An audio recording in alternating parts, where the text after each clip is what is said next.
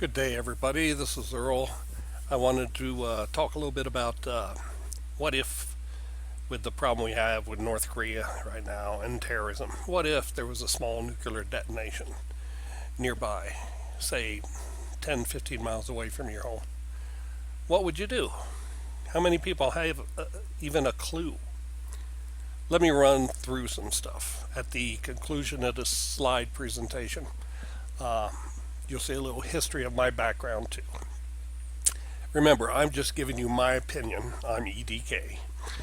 And you need to seek advice from your local emergency management office, FEMA, and you need to pick up a copy of FEMA's Are You Ready book, which you can get at most emergency management offices or at online. I'll show you that later too. Very important stuff. I'm just giving you general information. I'm not liable for anything. I'm just giving you my opinion. Seek advice for your specifics and do your own reading.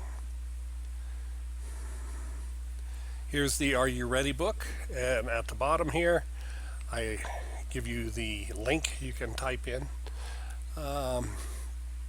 It's a free PDF. It was just online. It talks about all types of emergencies, about having your 3-day water supply, etc. I believe everybody should have more like 1 to 2 weeks. But hey, if the government can get the people to have 90% or more of the people to have 3 days worth of water and food supply, that would be a great start, because I think a lot of people do not have the water. They may have the food, but not the water. Here's an example of a 10 kiloton bomb if it went off.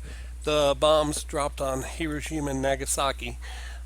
One was, I believe one was below 20 kiloton and one was just a little bit above. So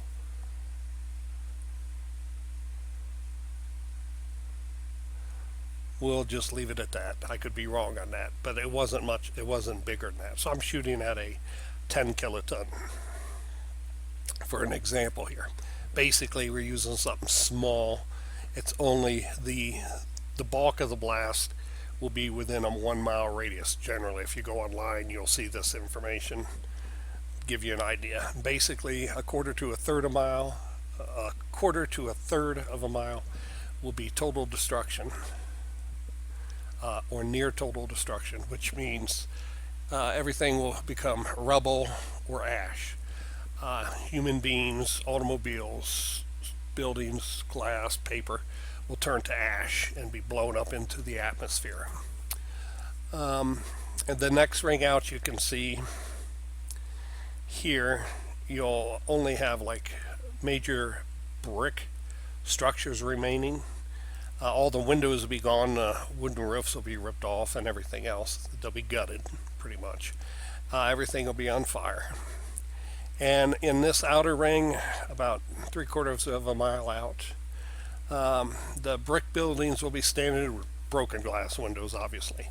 But a lot of stick homes will be destroyed and on fire. So, while I have this up, let me cover a couple things for you. If there was a nuclear blast, main effects would be people would be vaporized if they're near ground zero. If you're looking at the direction of the blast when it goes off, you could be temporarily or permanently blinded. A lot of people die from debris initially that's blown out and then sucked back in. Those are the biggies, plus the blast wave. Pressure does a lot of damage to people. But the other thing you want to think about is after the blast is fallout. What that is again the ashes from people, cars, animals, buildings, paper will get blown up into the air. And in Wyoming, the winds blow at about, on average, I believe the U.S. abstract said about, for the state, is about 12 miles an hour. So if the blast was 12 miles away, the near ground air currents will bring the very light fallout to your location if you're 12 miles away in 1 hour. Now, if the fallout goes higher, like where the commercial jets are, you could end up with the debris in the jet stream, and that can move it hundreds of miles an hour. And then in between ground level and the jet stream, the wind speeds will vary a lot. The jet stream moves like an old-fashioned river. It's never in the same spot all the time, so we don't know where that'll go. But anyway, the point I was trying to get to is if you have a nuclear explosion, there will be fallout, and until emergency management tells you to move, I recommend you shelter in place. If you're at work, you should stay there in your office or wherever. If you're home, you should stay there, because the fallout can make you radioactive and can end up killing you if you inhale it and everything else. Fallout looks somewhat like snow, only it'll be gray or black in most cases. There's a couple good movies out there. Hiroshima just came out, well, it's been out a while now, about the explosion at the Japanese city of Hiroshima in World War II. And the other one is The Day After, came out in the 80s. It's very good, about a missile attack against the U.S. and the U.S. launching against the Soviet Union at the time. You see a lot of what the nuclear effects are. But Hiroshima and Nagasaki, I believe it was near 200,000 people died. And then for years afterwards, people would continue to die from radiation poisoning and cancers, which were caused by the radiation and the fallout. So again, shelter in place, stay indoors, turn off your heater, ventilation. You don't want to suck in the fumes. If you have an air conditioner on, it'll get plugged rather quickly once the fallout starts falling in your area.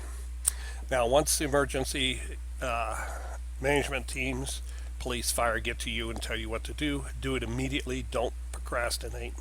They'll probably take you out to decontamination areas. Do not go in to see if you can help recover people. You're not trained to do that, and if you get within a few miles of this area and you're exposed to that fallout, you're going to become a victim and you're going to die. A lot of people don't die initially. They may die within a week, okay, because of radiation poisoning. Just because you weren't in the blast doesn't mean you won't die if you expose yourself to all this radioactive fallout. The good thing is bombs are usually considered clean, so after about 1 to 2 weeks, the radiation levels will drop by about 90%, and in many cases that's a livable environment as long as you don't pick up the radiation and eat it and stuff like that, like dirt. A good thing to do is you can eat canned goods after radiation. That's where you probably get your water from. If it's not in the blast zone area, you just have to make sure you wipe it off with a non-contaminated rag or sponge or rag, so that you get any fallout off of it before you open it and consume it. A lot more out there on that subject. Next, we'll look at if you do need to evacuate, what's the best way to do it? Everybody should have a box of surgical masks in their home, some gloves of some type, glasses or goggles, shoes, I'd say sweatpants, long sleeve shirts, and hats. No shorts. You have to have a hat because your hair becomes like a dust cloth and will pick up all kinds of radioactive fallout, so cover it. The glasses, radiation, the fallout can get into any of our openings, our mouth, our eyes, any cuts and everything else. So you want to wear gloves, hats, all the stuff I have here. The idea is that's why you're outside. When you come back in, you have to take the stuff off in a clean room before you enter the rest of the house or the building. You have to take everything off and ideally take a shower with clean water, then go through another door and put on clean clothes. That's decontamination. Talk to a nurse or a medical professional, or obviously emergency management personnel. on more detailed decontamination, but you don't ever want to walk in and out of a house. People with pets will have trouble because you're going to have to isolate your pets to one room of the house. So if they have to go out and go potty, they go do their thing over there through a doggy door or whatever. Otherwise, they're going to bring in radiation that'll kill you as well. And again, shoot for 1 to 3 weeks worth of water and food. And to me, that means a gallon of water per person or per animal a day. All right. So you'd want to have several masks, several sets of gloves, several goggles if you're going to go in and out of the buildings while you're sheltering in place. Here's an old publication that talks about fallout online. Somebody found one and copied it over. It talks about fallout. What is it? And I already talked to you about it. It's the debris blown up into the atmosphere. And who does it affect?